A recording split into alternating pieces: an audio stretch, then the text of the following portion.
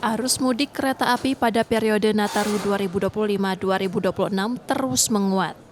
Hingga 18 Desember 2025, tercatat 46.990 tiket atau sekitar 88% dari total 53.640 tiket yang disediakan PT KAI Divre 3 Palembang telah terjual. Tiket kelas ekonomi tujuan Tanjung Karang dan Lubuk Linggau bahkan sudah habis. Tingginya animo masyarakat direspon dengan penambahan rangkaian kereta. Selama masa Nataru, KAI Divre 3 Palembang menambah 3 kereta ekonomi, Raja Basah relasi Kertapati Tanjung Karang sejak 1 Desember 2025. 1 kereta eksekutif juga ditambahkan, Sindang Marga relasi Kertapati Lubuk Linggau.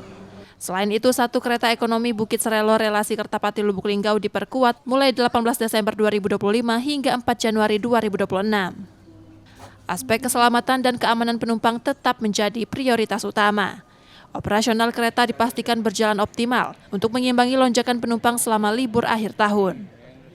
Sampai tanggal 4 Januari, itu yang ekonomi, baik ke Tanjung Karang maupun ke Lubuk sudah habis.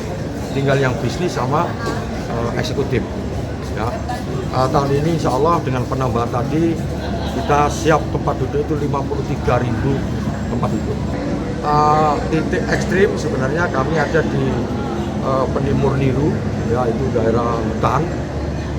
Memang ada titik-titik beban yang tinggi, yang kiri kanannya itu lembah.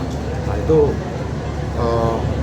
kami siagakan posko 24 jam. Dan satu lagi ada yang namanya AMUS kami itu, alat material untuk siaga. Nah, jadi kalau ada apa-apa banjir itu ada batu balas, ada rel, ada pipa, itu ya itu siap untuk dikirim ke lokasi.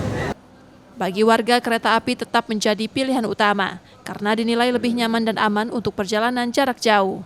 Kalau naik kereta itu santai, terus sampainya juga cepat. Ya kalau pakai mobil kan ada jalan-jalan yang rusak, jadi kayak terpelanting.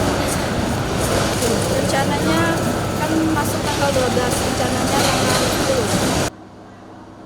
Untuk mendukung kelancaran layanan, Posko Operasi Angkutan Nataru 2025-2026 dibuka mulai 18 Desember 2025 hingga 4 Januari 2026.